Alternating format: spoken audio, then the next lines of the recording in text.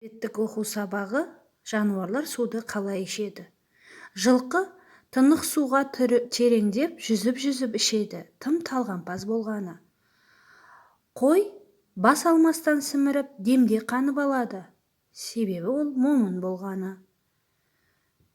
Түйе асық мейлі асықпа тұрып ішеді, сабырлы нық болғаны. Ешкі қойларменен таласып иықтасып ішеді, ұшып қомба болғаны. Сиыр шаңырақ мүйіз дәу басын шайқап ішеді, сәл мазаңдау болғаны. Ит жан-жағына ырылдап қарап ішеді, тым қызғаншақ болғаны.